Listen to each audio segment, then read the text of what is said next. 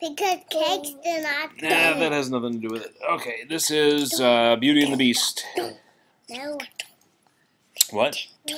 What do you mean no? How about yes? No. Whoa, I have a lot of words. You want to read this one? Yeah. Okay. Belle was a beautiful girl who lived in a small village with her father, Maurice. Every day was exactly the same. She felt out of place in the quiet little town. Belle wanted a life full of excitement and adventure. One morning, Belle went to read a book by a... You know what that is? Stop saying I don't know right away. Look at that thing and think about what it might be. Where's she sitting over here? Yes. The local brute, Gaston, watched her walk down the street. All the women in the village adored Gaston and wanted to marry him. They thought he was handsome and strong. Belle thought he was conceited and rude. Only she is beautiful as me, said Gaston, so I'm making plans to marry Belle. Hello, Belle, Gaston said as he took her book. How can you read this? There's no pictures. Belle grabbed her book. It's about your time you got your head out of those books and paid attention to more important things, Gaston said, like me. When Belle returned home, she expected her father, Maurice, to have returned from the inventor's fair. But such was not the case. Only Philippe, Maurice's... Stop saying I don't know. Monster. No, it's not the monster. Beauty. Only Philippe. Maurice's what? Beast. Only Philippe, Maurice's horse, had returned. Belle's father was nowhere to be seen. Belle raced back to where Philippe had left Maurice and found a huge castle. Belle pushed open the castle door. Hello? Is anyone here? Papa? Belle asked. Belle found her father locked in the dungeon. Leave, Maurice warned. You must go now. Suddenly the beast appeared. Who's there? Belle asked. The master of this castle, the beast answered. I've come for my father. Please let him out, Belle begged. Can't you see he's sick? Please, I'll do anything. There is nothing you can do, the beast said. Wait, Belle said. Take me instead. You would take his place? The beast asked. Belle nodded. You have my word. Can I keep reading this? Yeah. Okay. The beast did not make Belle stay in the dark cell. He took her to her own room. The castle is your home now, the beast said. You can go anywhere you like, except the west wing. It is forbidden. Belle was all alone in her room. She started to cry. There was a soft knock on her door. I thought you might like a spot of tea, said Mrs. Potts the teapot. Cheer up, child, Mrs. Potts said. It will turn out all right in the end. You'll see. That night the beast waited and waited for Belle to join him for dinner. He grew very impatient. I told her to come down, he roared. Why isn't she here yet? Oh, try to be patient, sir, Mrs. Potts said. Everyone hoped that Belle would fall in love with the beast and break the spell they were under. Late that night, Belle went downstairs. She ran into Lumiere, an enchanted candlestick, and Cogsworth, an enchanted clock.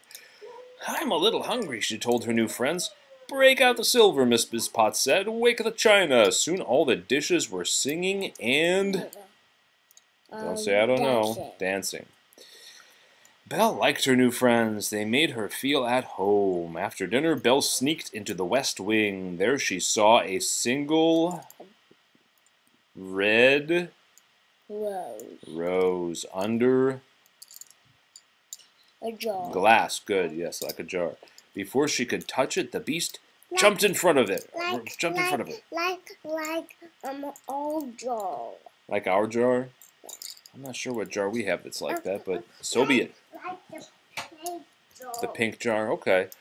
I warned you never to come here, the beast yelled. Frightened, Belle decided she couldn't stay in the castle any longer. She rushed into the forest and was surrounded by wolves. The beast came to Belle's rescue just in time. You want to keep reading?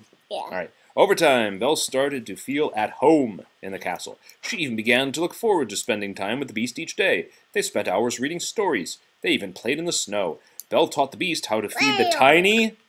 Snow. Birds that lived on the castle grounds. The beast wanted to give Belle a present. He told her to close her eyes and led her to the castle's library. Belle opened her eyes and gasped. She had never seen so many books in her life. It was the best gift anyone had ever given her. Later that night, Belle and the Beast ate dinner together. They danced just like a prince and princess. Princess. Belle, are you happy here with me? The Beast asked. Belle said yes, but hesitated. She was beginning to care deeply for the Beast, but she also missed her father. If only I could see my father again, Belle said. The Beast understood. He showed Belle his magic mirror. She looked into the mirror and saw her father. He was sick and alone. The Beast could tell that Belle was worried about her father. He also knew that if Belle left the castle, the spell might never be broken, and he would remain a beast forever. But he loved Belle and wanted her to be happy. You must go to him, the Beast said. He gave Belle the mirror so she would always remember him. Thank you, Belle said before leaving. How did you escape? Maurice asked Belle when she returned. He's different. My pajamas on. And a bit. He's different now, Belle said. He's changed somehow. Belle already missed the...